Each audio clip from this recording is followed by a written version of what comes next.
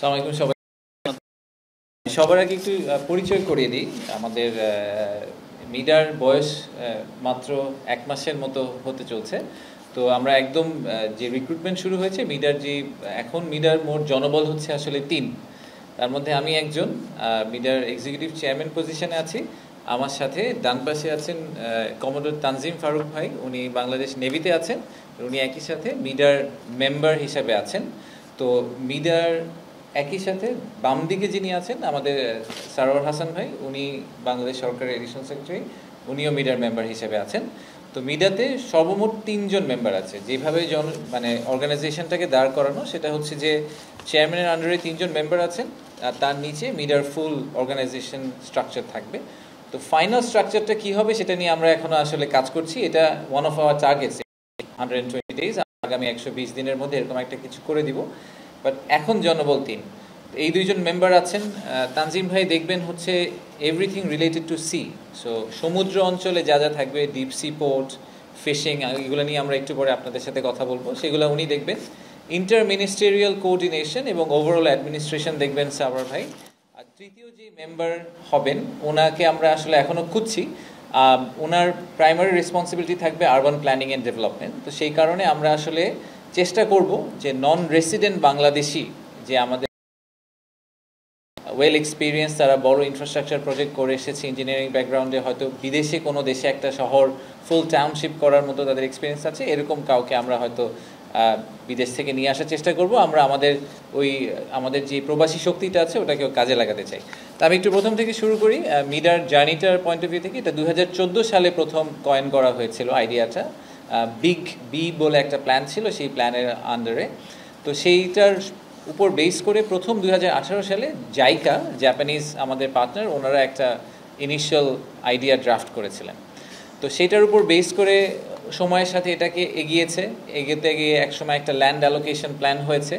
But একটা সমস্যার মধ্যে আমরা সবসময় পড়ে গেছি, সেটা হচ্ছে যে এটাতে এত বড় একটা প্রজেক্ট, প্রায় 33,000 একর নিয়ে একটা প্রজেক্ট। সেই প্রজেক্টে অনেকগুলো মন্ত্রণালয় একসাথে কাজ করার কথা এবং অনেকগুলো ডিফারেন্ট ইন্ডাস্ট্রি এবং ডিফারেন্ট সেট আপকে নিয়ে কথা বলা হচ্ছে।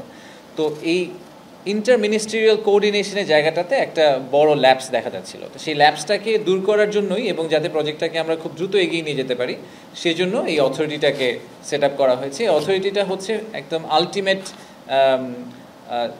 একটা অথরিটি যার ফাইনাল ডিসিশন হবে যে আসলে ল্যান্ড অ্যালোকেশন কী হবে, মাস্টার প্ল্যানে কী যাবে, আসলে আমাদের লং টার্ম ভিশনটা কী হবে সেটা নিয়ে। তো এই অথরিটিটা খুব রিসেন্টলি তৈরি করা হয়েছে। তো আমি যদি আমাদের লং টার্ম ভিশনটা থেকে শুরু করি যে আমরা আসলে কি করতে চাই, আমরা কি দেখতে চাই মিডাতে বা মহেশখালীতে আমরা আসলে কি দেখতে চাই। মহেশখালীতে আপনাদেরকে একটু ইমাজিন করতে পারতে হবে, কারণ আসলে এখন যদি আপনি ফিজিক্যালি যান দেখবেন একটা কোল ফায়ার পাওয়ার প্ল্যান্ট আছে, আপনি একটা মরুভূমির মতো একটা জায়গার মধ্যে দাঁড়িয়ে আছেন, আশেপাশে কিছু বন্টন দেখা যাচ্ছে, পানি দেখা যাচ্ছে।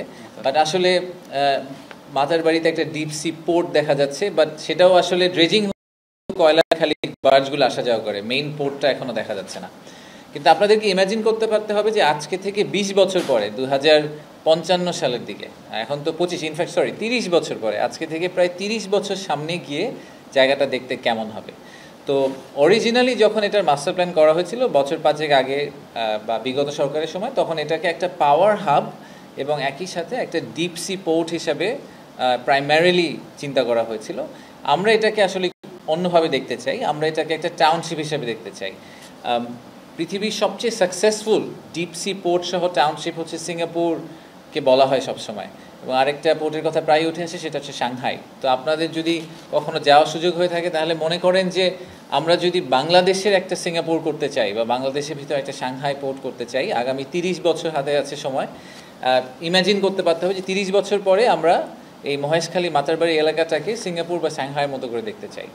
এটা is not a vessel city, এটা একটা স্যাটেলাইট সিটি না, ইট সেলফ ইজ আ টাউনশিপ। এবং অলমোস্ট চট্টগ্রামের আরেকটা এনহ্যান্সড এবং মডিফাইড এবং নিউ ভার্সন, যেটা আমাদের প্রাইমারি সোর্স অফ লজিস্টিক্স বলেন, ইন্ডাস্ট্রিয়ালাইজেশন বলেন, সব কিছুর জন্য এটা আমাদের একটা সোর্স। তো টোটাল আউটকাম স্টেটমেন্টটা কি, আমরা আসলে এখান থেকে কি এক্সপেক্ট করতে পারি সেটার ব্যাপারে কিছু রিসার্চ করা হয়েছে। আমি কয়েকটা নাম্বার আপনাদেরকে শেয়ার করব। আপনাদেরকে এমনিতেও আমরা কিছু ডকুমেন্ট শেয়ার করেছি, বাট তারপরে আমি একটু জাস্ট খুব হাই লেভেলে যদি বলি যে প্রায় $150 বিলিয়ন মতো আমরা জিডিপিতে কন্ট্রিবিউশন এক্সপেক্ট করছি শুধুমাত্র এই জোনটা থেকে।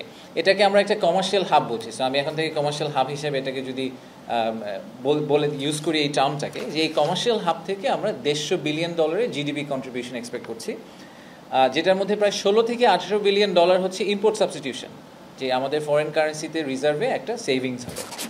আর একই সাথে আমরা আশা করছি যে লজিস্টিক্সে প্রায় $4 বিলিয়ন থেকে $6 বিলিয়ন সেভিংস হবে।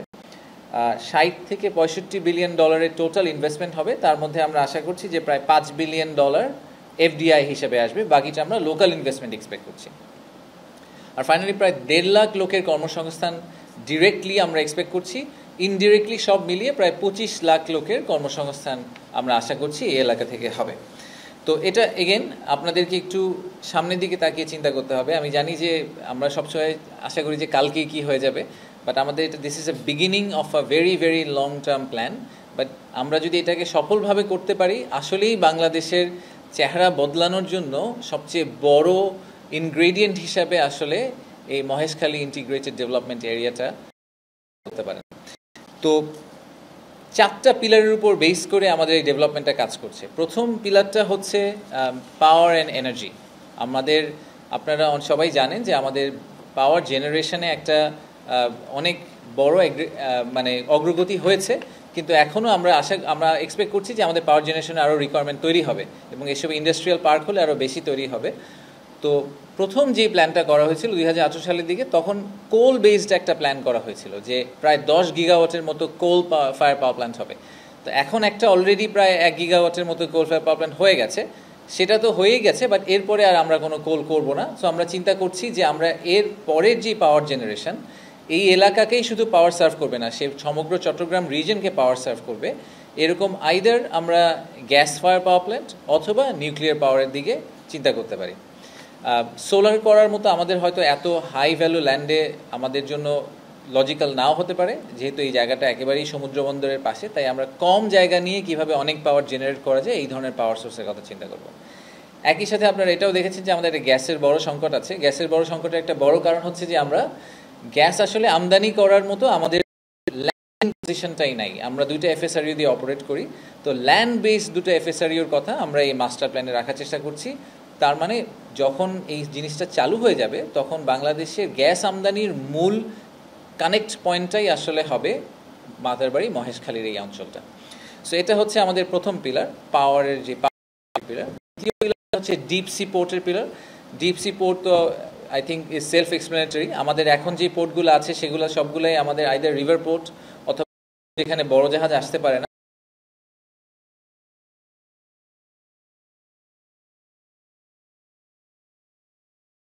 যে জাহাজগুলোয় আমাদের এখান থেকে মালামাল নিয়ে স্ট্রেট ইউরোপ বা আমেরিকা চলে যেতে পারবে।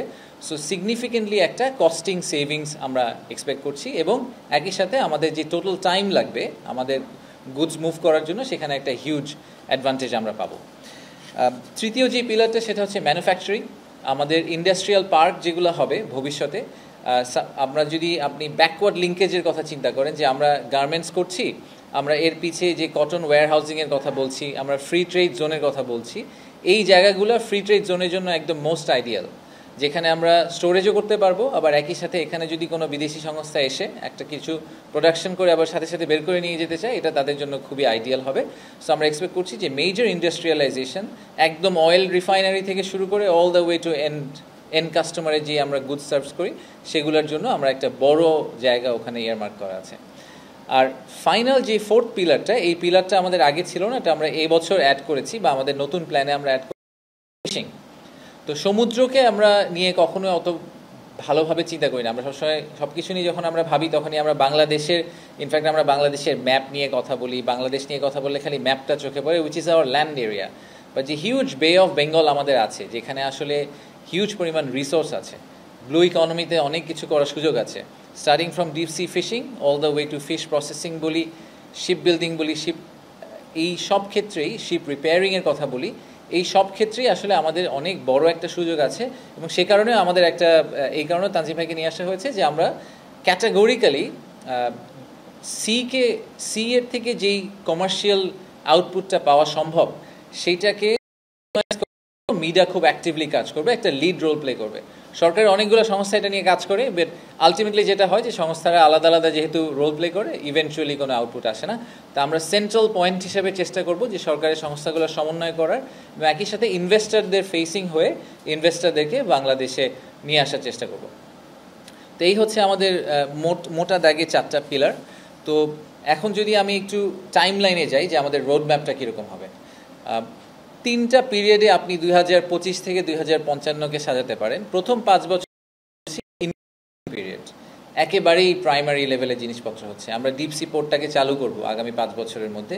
ডিপসি পোর্ট কিন্তু এখনও চালু হয়নি, মাত্র কন্ট্রাক্ট পাস করা হয়েছে। একদম ফাউন্ডেশনাল যে ডেভেলপমেন্ট, কিছু পাওয়ার হাব, কিছু রেল কানেক্টিভিটি, এগুলো আমরা প্রথম 5 বছরের মধ্যে করে ফেলার চেষ্টা করব।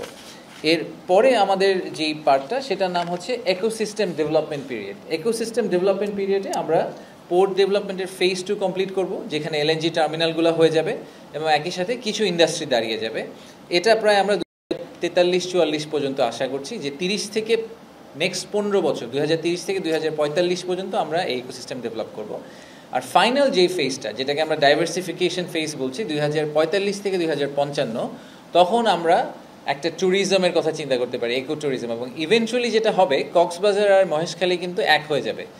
এই মহেশখালী এক্সপ্যান্ড করতে করতে কক্সবাজারের ভিতর ঢুকে যাবে, কক্সবাজার এক্সপ্যান্ড করতে করতে মহেশখালীর ভিতর ঢুকে যাবে। So you can imagine this as a holistic school, hospital, a full town, একটা কমপ্লিট নতুন কমার্শিয়াল হাব হিসেবে অপারেট করবে। That is the long term vision. So 2055-তে গিয়ে আমরা এরকম একটা কিছু আশা করব এবং আমাদেরকে এখন থেকে সেই কাজটা শুরু করতে হবে। তো অন্তর্বর্তীকালীন সরকারের আমলে তো আর সব কিছু হবে না। আমাদের অন্তর্বর্তী সরকারের আমলে আমরা কি কি অ্যাকমপ্লিশ করতে চাই, এবার আমি একটু ছোট করে জুম ইন করে এই জায়গাটা এসে বলি, তারপরে I will take some questions. So অন্তর্বর্তীকালীন সরকারের আমলে আমরা একটা 120-day প্ল্যান আজকে প্রধান উপদেষ্টাকে প্রেজেন্ট করেছি। আমাদের মূল কাজগুলোকে আমরা দুভাগে ভাগ করেছি। একটা হচ্ছে পিওর অ্যাডমিনিস্ট্রেটিভ যে কিছু কাজ আছে, যে কোনো অথরিটি হলে তাদের জনবল লাগে, তাদের একটা বাজেট লাগে, তাদের একটা অর্গানাইজেশনাল ডায়াগ্রাম লাগে, তাদের একটা সেট আপ লাগে, তারা একটা অফিস করবে। এই অ্যাডমিনিস্ট্রেটিভ বেশ কিছু কাজ আমরা নেক্সট 120 দিনে, যেগুলো ফাউন্ডেশনাল, সেগুলো করে শেষ করে ফেলতে চাই। আর আমাদের দ্বিতীয় পার্ট, সেখানে আমরা যেটা করব সেটা হচ্ছে যে আমরা মাস্টার প্ল্যানটাকে লকডাউন করতে চাই।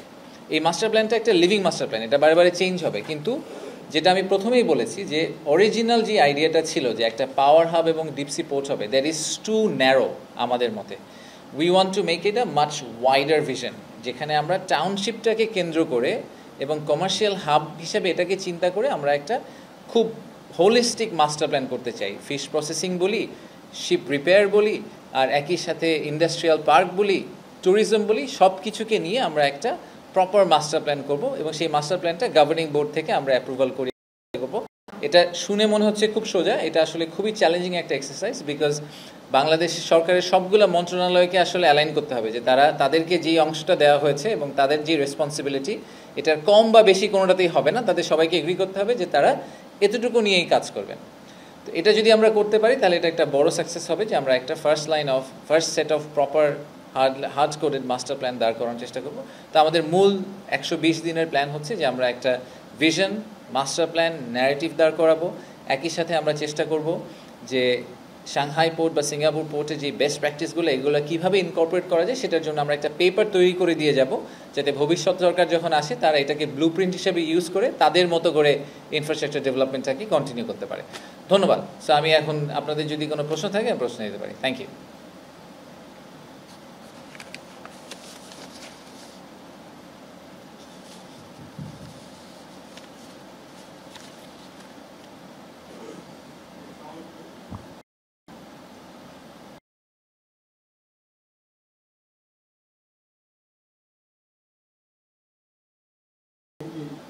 স্বপ্ন দেখেছেন, অনেক দূরের স্বপ্ন দেখতে আমরা ভালোবাসি। আসলে এই যে 30 বছর আমাদের তো অন্তর্বর্তী সরকার আছে কয়েক মাস, ফেব্রুয়ারিতে একটা নির্বাচনের কথা বলা হচ্ছে। এই দীর্ঘমেয়াদী যে স্বপ্নটা দেখা হচ্ছে সেটা আসলে কতটুকু বাস্তবায়নযোগ্য, কারণ একটু নির্ভর করবে পরবর্তী সরকার এসে কতটুকু আপনাদের গ্রহণ করবে। এই ক্ষেত্রে আপনি কি মনে করেন, এটা কি কন্টিনিউ করার মতো অবস্থা থাকবে কিনা, বা আদৌ আপনি যে বললেন যে 30 বছরের মধ্যে 25 লাখ লোকের কর্মসংস্থান হবে, সাংহাই বা সিঙ্গাপুরের মতো আপনার কমার্শিয়াল হাব হিসেবে দেখতে চান, এটা আসলে কতটুকু বাস্তবায়ন হবে? আমরা তো বিভিন্ন সরকারের আমলে এরকম পরিকল্পনা দেখে থাকি, কিন্তু বাস্তবায়নটা দেখতে পাই। আপনি কি মনে করেন যে আপনি না থাকলেও পরবর্তীতে যারা থাকবে তারা এটা কন্টিনিউ করে যাবে? ধন্যবাদ, খুবই টপিক্যাল প্রশ্ন। প্রথমত আমি সবসময় মনে করি যে বাংলাদেশের কর্মসংস্থান বলি আর বিনিয়োগ বা এই কমার্শিয়ালাইজেশন, ইন্ডাস্ট্রিয়ালাইজেশন, এগুলো আসলে কমন এজেন্ডা। এটা it's not a political agenda. আজকে ইন্টারিম গভর্নমেন্ট আছে, আগামী 5 বছর একটা দলীয় সরকার থাকবে, তারপরের 5 বছর আরেকটা দলীয় সরকার থাকবে। যে কোনো দলীয় সরকারই থাকুক, এবং পৃথিবীতে আপনি যদি হিস্ট্রি দেখেন, যার যেসব দেশ আসলেই ভালো করেছে, তারা গ্র্যাজুয়েট করে গেছে, একটা নতুন লেভেলে চলে গেছে, তারা কিন্তু কেউই 5 বা 3 বছরের মধ্যে গ্র্যাজুয়েট করে যায়নি। Graduation is an evolutionary process, এবং সেখানে সবগুলো পলিটিক্যাল পার্টি বলি আর সরকার বলি সবাইকেই অ্যালাইন হতে হবে। সো 30 বছরে আমরা হয়তো 6টা সরকার দেখব, এবং 6টা সরকারকে বিশ্বাস করতে হবে যে আমাদের পক্ষে সিঙ্গাপুর হওয়া সম্ভব, তা না হলে আমাদের এই প্রজেক্ট হবে না। সো আমি অ্যাবসলিউটলি যে দলমত নির্বিশেষে, এবং আমাদের যারা ব্যুরোক্রেসি আছেন, আমাদের যারা লিডারশিপ আছেন, পলিটিক্যাল লিডারশিপ, সবাইকেই আসলে জেনুইনলি বাংলাদেশের ন্যাশনাল ইন্টারেস্ট এবং ন্যাশনাল প্রগ্রেসটাকে মাথায় রেখে এটাকে পুশ করতে হবে, তা না হলে আমাদের এই 30 বছরের স্বপ্ন সফল হওয়া কঠিন হবে। আর আমাদের এমনিতেও একটা এক্সিকিউশনের ব্যাপারে দুর্বলতা আছে, আমরা এটা জানি। আমরা প্রতিবারই দেখি যে এডিপি হয়, কিন্তু এডিপি যে বাজেটে আমরা যে প্ল্যান করি, ডেভেলপমেন্ট প্ল্যান, সেই ডেভেলপমেন্ট প্ল্যানের আমরা একটা বড় অংশ এক্সিকিউট করতে পারি না।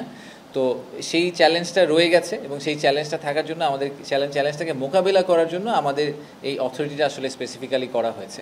কারণ এখানে অনেকগুলা মিনিস্ট্রি মিলে ডেভেলপমেন্ট করতে হবে। তো অথরিটিটা যদি স্ট্রং হয়, এবং অথরিটিকে যদি যথেষ্ট ক্ষমতা এবং ওই ধরনের ইন্টারভিন করার সুযোগ দেওয়া হয়, এবং অথরিটি যদি ভালো লোকজন থাকে, আমি জেনুইনলি মনে করি যে তারা আসলে ধাক্কাধাক্কি করে এই সবগুলো মন্ত্রণালয়কে এক জায়গায় এনে ডেভেলপমেন্টটা করে ফেলতে পারবে। আমি মেহেদী হাসান বলছিলাম টেলিভিশন থেকে।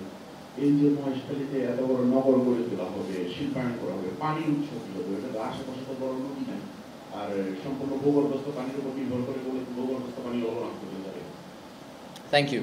So again very good question. So পানির উৎস কী হবে, এটা একটা খুবই ভালো প্রশ্ন। পানি আসলে আছে, কিন্তু স্যালিনেটেড ওয়াটার। সো যদি আমরা ডিস্যালিনেশন করতে পারি, তাহলেই আসলে পানির উৎস নিয়ে কোনো সমস্যা নেই। আপনি যদি সিঙ্গাপুরের মডেলটা দেখেন, সিঙ্গাপুর কোনো পানি নেই, থিওরিটিক্যালি তাদের কোনোই পানি নেই। তারা পুরোটাই সমুদ্রের পানি ডিস্যাল করে, অথবা মালয়েশিয়া থেকে পানি নিয়ে আসে, এনে তারা পুরো দেশ চালাচ্ছে। তো আমাদেরও যেটা আসলে লং টার্মে করতে হবে, কিছু ইন্ডাস্ট্রি আছে যেখানে আসলে স্যালিনেটেড ওয়াটার নিয়েও কোনো সমস্যা নেই, বাট অনেক ইন্ডাস্ট্রিতেই এবং টাউনশিপেই ফাইনালি আপনাকে সমুদ্রের পাশে যখন এরকম বড় টাউনশিপ তৈরি হবে, আপনাকে কোনো ফর্ম অফ ডিস্যালিনেশনে আমাদেরকে যেতে হবে। সো আমাদের is the way to go.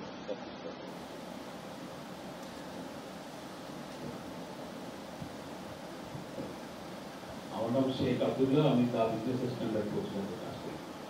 আমরা দেখলাম যে আপনি যখন দায়িত্বে দিলেন, তারপরে বাংলাদেশে যে ইকোনমিক জোন করা হচ্ছিল, সেখানে একটা অনেক বড় বেশি ভাবনা ভেবে ফেলেছে, যেটা তাদের ঠিক হয়নি, এবং সেটাকে ছোট করে দিয়েছে। বিগ বেলায় আপনি বলছেন যে আগে সরকার এটা আসলে ন্যারো করে চিন্তা করেছে, এটাকে আরো বড় করে চিন্তা করা দরকার। এর পরের সরকার আপনার ভাবনাগুলোকে দিবাস্বপ্ন হিসাবে ভাববেন কিনা, এটা আপনি ভেবেছেন কি? অ্যাবসলিউটলি, ওনারা আমার স্বপ্ন, আমার স্বপ্নকে, আপনার স্বপ্নকেও দিবাস্বপ্ন হিসেবে ভাবতে পারে। Everyone has the right two, আপনি আজকেও ভাবতে পারেন আমার স্বপ্ন দিবাস্বপ্ন, আগামী সকালে আসা দরকার নেই। দেখেন, আমি এক্সিকিউশনের কথাটা উনি বলেছেন, এই জন্য আমি বলি যে রোড ম্যাপ আসলে কখনোই বেশি ওয়াইড করলে আপনি বাংলাদেশে এক্সিকিউট করতে পারবেন না। যেই কারণে 100টা ইকোনমিক জোন 50 বছর পর হতেই পারে, কিন্তু আজকে বসে আমি যদি একই সাথে 100টা করার চেষ্টা করি, তাহলে একটা প্রবলেম। সো এই কারণে আমি ইকোনমিক জোন 100 থেকে কমে 5-এ নিয়ে এসেছি। এখানে আমি এইটাই বলছি যে 33,000 একরের যে জায়গাটা অরিজিনালি 2018 সালে প্ল্যান করা হয়েছিল, সেটা 33,000ই থাকুক। সেই জায়গাটাকে ইউটিলাইজেশন পয়েন্ট অফ ভিউ থেকে 10 গিগাওয়াটের পাওয়ার প্রোডাকশন না করে ওখানে 2 গিগাওয়াট পাওয়ার করে, why not use the remaining space for something else. So land ইউজটাকে আমরা ডাইভার্সিফাই করার কথা বলছি, আমি আসলে প্রজেক্টকে আর বড় করার কথা বলি নাই, প্রজেক্টটা আগের জায়গায় আছে কিন্তু ইউটিলাইজেশনটাকে আমি আর একটু ডাইভার্সিফাই করতে চাই। That is the view of the current leadership. Of course হতেই পারে আমরা একটা ভিশন দাঁড় করিয়ে দিয়ে চলে যাব, আমি এই জন্যই এটাকে বলেছি এটা living master plan, it can change. Of course ভবিষ্যতে যে লিডার আসবেন উনি যদি মনে করেন না ফিশ প্রসেসিংয়ে বাংলাদেশ আসলে যাওয়ার কোনো দরকার নেই, ফিশিং পিলারটাকে বন্ধ করে দেন, দরকার নেই, এটা ফিশিং নিয়ে আমাদের চিন্তা করা দরকার নেই, আমরা নদীর উপরে থাকি আর ল্যান্ডের উপর থাকি, সমুদ্রে আমাদের যাওয়ার দরকার নেই, they can obviously decide what they want to do. আমি আমার জ্ঞানে যতটুক ধরে এবং আমরা যে এক্সপার্টদের সাথে কথা বলছি তাদের পার্সপেক্টিভের বেস করে আমাদের যেটা রাইট মনে হচ্ছে সেই ভিশনটার উপর বেস করে আমি নেক্সট 120 দিনের কাজ করব। এরপরে যিনি লিডারশিপে আসবেন, যিনি এক্সিকিউটিভ চেয়ারম্যান হবে মিরার, উনি যদি একটু জাহাজটাকে একটু বায়ে চাপ ঘোরাতে চান, ডানে ঘোরাতে প্রোগ্রেস ইভলভস। আমি শিওর যে আমি এখন বসে এটা চিন্তাই করতে পারছি না যে 2055 সালে আসলে শিপিং ইন্ডাস্ট্রি কিভাবে কাজ করবে। হয়তো আমাদের এই ধরনের জাহাজই থাকবে না, সব জাহাজ হয়তো আসলে আর মানুষ চালাবে না, কম্পিউটার চালাবে। সো তখন খালি এত টাউনশিপ করে কিলাম, এটাও আপনি বলতে পারেন আসলে theoretically. So nobody knows how 2055 will look like, but we have to start from somewhere. So সেই জন্য আমরা একটা স্টার্টিং পয়েন্ট দাঁড় করানোর চেষ্টা করছি, this is our vision, it can change.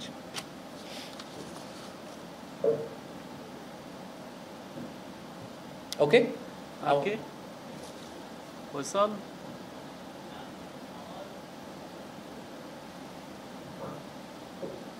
একটা জিনিস লক্ষ্য করি যে সেটা হচ্ছে যে ঢাকা শহরের আশপাশে যে আবাসিক এলাকাগুলো গড়ে ওঠার চেষ্টা করছে বেসরকারি ভাবে, এই আবাসিক এলাকাগুলো কিন্তু সরকারের পক্ষ থেকে আমলাতান্ত্রিক গতির কারণে এগুলো হয়ে উঠছে না, মানুষ থাকার।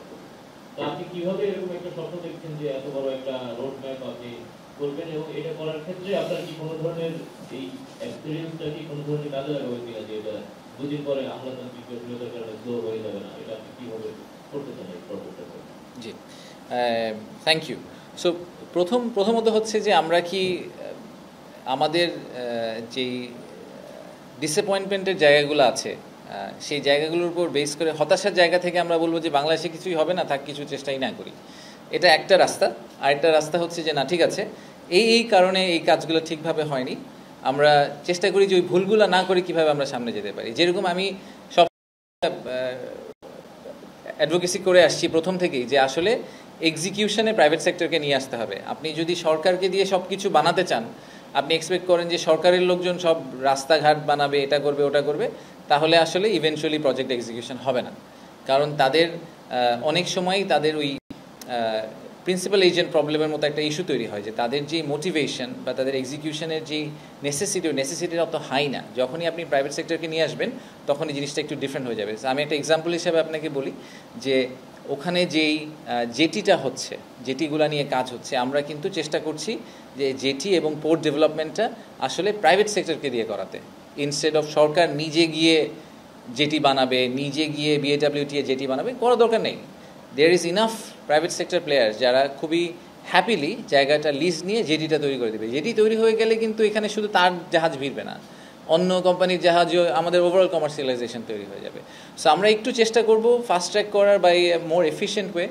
চ্যালেঞ্জটা থেকেই যায়, আমি একদমই ডিনাই করি না যে আমাদের দেশের, ইনফ্যাক্ট সরকারের না, আমাদের দেশের একটা বড় চ্যালেঞ্জ হচ্ছে কি করতে হবে, এটা আমরা সবাই মোটামুটি মোটা দাগে বলতে পারবো। আমি শিওর যে আপনাদেরকে দেশের ইকোনমিতে কি চেঞ্জ করা দরকার, দেশের এমপ্লয়মেন্ট দূর করার জন্য কোন 5টা জিনিস করতে হবে, এটা আপনারাও জানেন, আমিও জানি, এটা নিয়ে প্রচুর লেখালেখি হয়। কিন্তু যখন এটা করতে যাওয়া হয় কিভাবে করা হবে এবং কত ভালোভাবে করা হবে, এই জায়গাটায় গিয়ে আমরা ফেল করি। আমাদের এক্সিকিউশন ক্যাপাবিলিটিতে একটা হিউজ গ্যাপ রয়ে গেছে। তা আমরা চেষ্টা করছি এই কারণে যদি আমরা নিয়ে আসতে পারি এত বড় টাউনশিপ একদম গ্রাউন্ড জিরো থেকে গড়ে তুলেছেন এরকম কোনো একজন প্রজেক্ট ম্যানেজারকে আমরা পাই, তাহলে হয়তো আমাদের সুবিধা হবে, আমরা কিছু বেস্ট প্র্যাকটিস ওনার থেকে পাবো। But that's the best we can do. Thank you. আসসালামু আলাইকুম, আমি রাজু আহমেদ, আমি ওয়াটার ট্রিটমেন্টে কাজ করি। প্রশ্নটি আসলে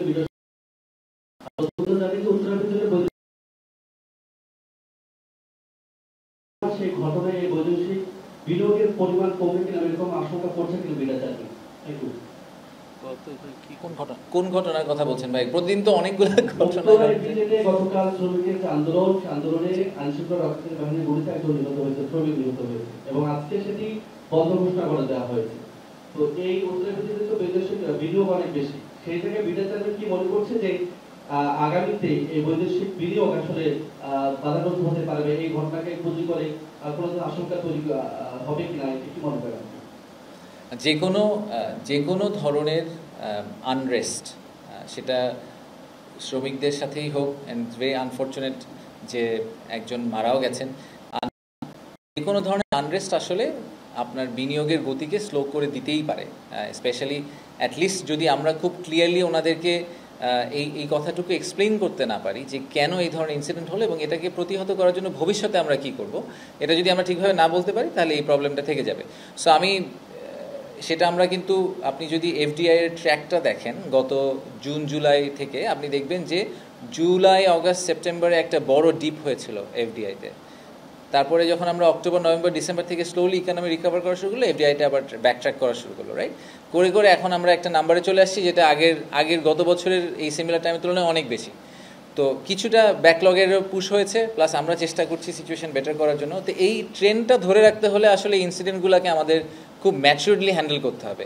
এখন ওখানে স্পেসিফিক্যালি কার কারণে কিভাবে হয়েছে আমি অত ডিটেলে জানি না, বাট এটা খুবই দুঃখজনক যে এরকম ইনসিডেন্ট ডেফিনেটলি আমাদের তো আসলে আপনারা দেখবেন যে ওই লেবার রাইট নিয়েও আমাদের কিন্তু অনেক ধরনের চ্যালেঞ্জের মুখোমুখি হতে হয়। বিদেশি বিনিয়োগকারীরা অনেক সময় এসেই বলেন যে আমরা এখন চেষ্টা করছি আইএলও কনভেনশনে আমাদের একটা ফুটিং ফিরে পাওয়ার জন্য, যে আমরা আসলে লেবারদেরকে এক্স্যাক্টলি কী দিব, এবং লেবার, সরকার এবং বিজনেস ওনার, এই যে ট্রায়াঙ্গুলার রিলেশনশিপ, এই রিলেশনশিপটাকে আরও কীভাবে বেটার করা যায় এটা নিয়ে কাজ করার অনেক জায়গা আছে।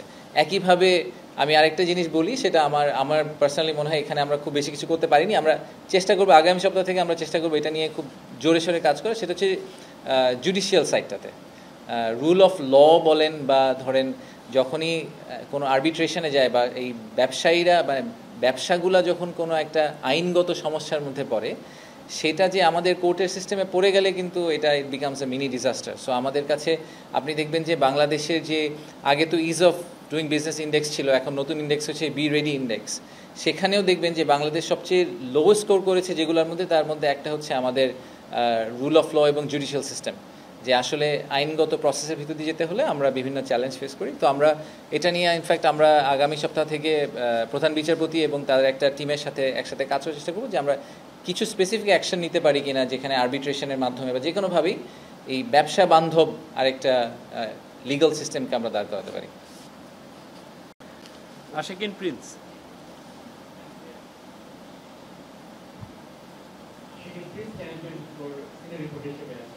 কিছুদিন আগে পত্রিকার খবর বেরিয়েছে যে থার্ড টার্মিনাল যেটি চালু হওয়ার কথা ছিল, জাপানিজ কনসোর্টিয়াম অন্তর্বর্তী সরকারের সাথে সাইন করছে না।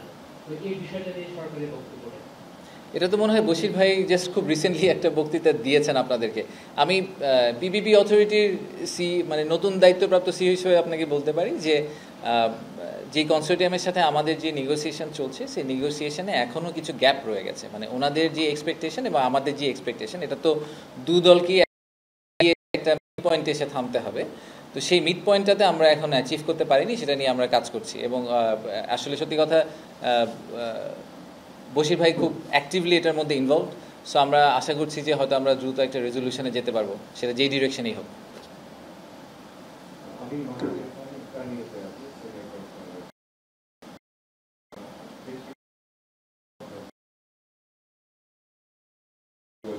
এর আগে আপনি বলেছিলেন, তো এটার অগ্রগতি সম্পর্কে জানতে চাইছি। আচ্ছা, মিলিটারি ইন্ডাস্ট্রিয়ালাইজেশন নিয়ে আমাদের প্রাইমারি ফোকাসটা হচ্ছে একটা লোকেশন পিন ডাউন করা, কিন্তু আসলে মোটামুটি সহজ। আমি আগে ভাবতাম যে সরকারের মনে হয় বাংলাদেশে মনে হয় ব্যবসা করার জন্য বা ইন্ডাস্ট্রিয়ালাইজেশনের জন্য যথেষ্ট পরিমাণ জমি নেই, কিন্তু সরকারের বেসিকেশন থাকার পর আমার এখন রিয়েলাইজেশন সরকারের অনেক জমি আছে। সো জমিটা ইজ নট দি ইস্যু, বা দি area is not the issue. যেখানে আসলে মেজর ইন্টারভেনশন লাগবে সেটা হচ্ছে পলিসি। তো আমরা এখন প্রাইমারিলি পলিসি নিয়ে কাজ করছি, যে পলিসিগতভাবে কোন কোন জায়গায় ইন্টারভেন্ট করতে হবে, এবং দ্বিতীয় পার্টটা হচ্ছে যে কাঠামোগতভাবে স্ট্রাকচারালি। কারণ আপনি যদি টার্কির এক্সাম্পল দেখেন, যারা 2003 থেকে লাস্ট 20 বছরে হঠাৎ absolutely from nowhere they have become a big industrial force, তারা কিন্তু একটা স্ট্রাকচারাল ফ্রেমওয়ার্ক তৈরি করেছে যে কিভাবে একাডেমিয়া, প্রাইভেট সেক্টর, মিলিটারি সবাইকে এক জায়গায় এনে একসাথে অপারেট করা সম্ভব। সেটা আবার একটা তাদের ওভারসিং বডিও আছে। আমাদের এগুলো কিছুই নাই। তো আমাদেরকে আসলে ওই স্ট্রাকচারটা তৈরি করতে হবে এবং পলিসিটা রেডি করতে হবে, তারপরে আমরা লোকেশন পিন ডাউন করা is question of a weeks, so that's much easier. তো আমরা এখন আসলে ওই পলিসি লেভেল নিয়ে কাজ করছি, so we can very clearly agree সরকারের মধ্যে যে আমরা এটা কীভাবে করবো। আমার প্রশ্ন হচ্ছে মাতারবাড়ি মহেশখালীতে অনেক মেগা প্রজেক্টের কাজ হচ্ছে, সেখানে একাধিক সরকারি সংস্থা বা কর্তৃপক্ষ এনগেজ আছে, যেমন এখানে ইকোনমিক জোন অথরিটি বেজার স্টেক আছে, এখানে বোধহয় চট্টগ্রাম বন্দর কর্তৃপক্ষ আছে। তো মাইডার ভূমিকাটা এখানে কি ছিল? ওগুলা কি মাইডার কাছে হস্তান্তর করা হবে এরকম কিছু, নাকি মাইডার অধীনে থেকেই তারা তাদের মতো পরিচালনা করবে? আমাদের কাজ হচ্ছে রেফারির মতো, খেলাটা আসলে প্লেয়ারকে খেলতে হবে। সো আমার এক্সপেকটেশন হচ্ছে যে আমরা রুলটা সেট করে দিব, আমরা টেরিটরি মেক করে দিব, আর যদি এরকম হয় যে তাদের মধ্যে কোনো ধরনের দ্বিমত আছে, সেই দ্বিমতটা আমরা রিজলভ করে দিব, যে বলবো যে না আসলে পাওয়ার বা এনার্জি আপনাদের ল্যান্ড অ্যালোকেশন এখানেই এবং এতটুকুই হতে হবে। ফর এক্সাম্পল আমাদের সিকিউরিটির পয়েন্ট অফ ভিউ থেকে ধরেন বাংলাদেশ নেভি বা কোস্ট গার্ডের হয়তো একটা জায়গা লাগবে, এখন কি পরিমাণ জায়গা লাগবে, কতটুকু জায়গা লাগবে, কতটুকু আমরা জোনের মধ্যে তাকে অ্যালোকেট করতে পারবো, এই ডিসিশনটা আমরা আমাদের অথরিটি লেভেল থেকে দিব, বা তারপরে actual development of that space is completely up to that agency.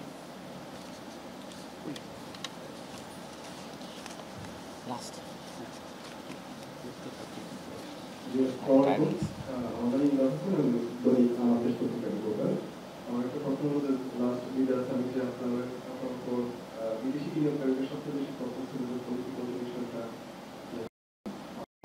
যে পলিসি এখন তৈরি করে দিচ্ছেন, যেটা শুরু করলেন এখন নেক্সট গভর্নমেন্ট বলে যে 4-5টা গভর্নমেন্ট আছে বা 2055 সাল পর্যন্ত, সেই গভর্নমেন্টগুলা মানে এটা করতে বাধ্য করে এরকম স্ট্রং পলিসি আপনি দিতে পেরেছেন কিনা? আপনি যে কোনো ধরনের স্ট্রং কাগজে কলমে অনেক কিছু করতে পারেন, তারপরেও যদি যারা প্লেয়ার, যারা অ্যাকচুয়াল অপারেটর, তারা এসে যদি খুব ইল মোটিভ নিয়ে অপারেট করার চেষ্টা করে, তখন আসলে ওই কাগজ যে কাজ করে না, এটা আমরা আগেও দেখে এসেছি।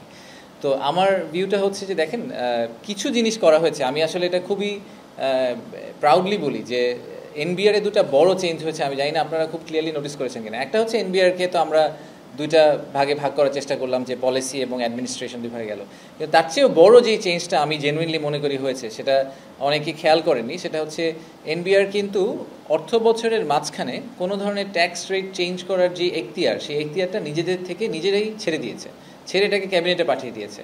পলিসি কন্টিনিউটির একটা মেজর ইস্যু ছিল যে আমরা প্রায় ট্যাক্স রেট চেঞ্জ করি, আমরা আমাদের ট্যাক্স পলিসি চেঞ্জ করি, একবার বায়ে যাই একবার ডায়ে যাই, এবং সেটা আসলে এনবিআরের যে কোনো অফিসিয়াল নিজেই করতে পারতেন। এখন কিন্তু একটা ট্যাক্স অ্যানুয়াল বাজেটের পরে ইন বিটুইন বাজেটস যদি আপনি একটা ট্যাক্স হলিডে দিতে চান বা নতুন ট্যাক্স অ্যাড করতে চান, আপনাকে ক্যাবিনেটে যেতে হবে।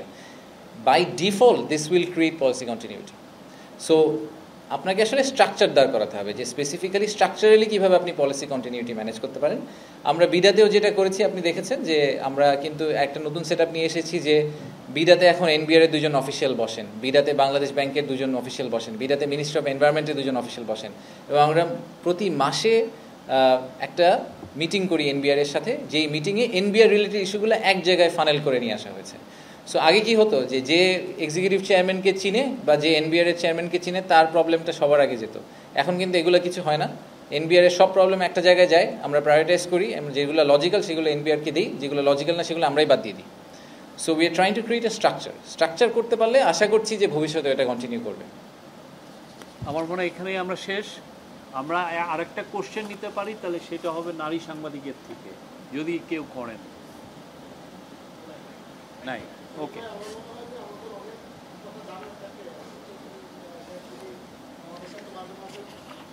না, উনি আসবেন, আমরা প্রতি মাসে ওনার একটা অর্গানাইজ করব। মানে আমি জানি এটা মিডিয়া থেকে আমার রেগুলার, মানে আপনাদের এগেন ফর্ম অফ ডিসঅ্যাপয়েন্টমেন্ট আমি বলবো, যে আমি যথেষ্ট পরিমাণ সময় দিতে পারি না।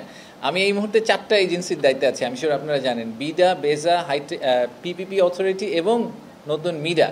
তো আপনারা মানে আইদার আমাকে কাজ করতে হবে, তা নাহলে আপনাদের সাথে কথা বলতে হবে। তো আমি কাজটা ইউজুয়ালি করি না, এটা প্রতি মাসে একটা হবে, নিশ্চিত থাকেন। অনেক ধন্যবাদ, থ্যাংক ইউ।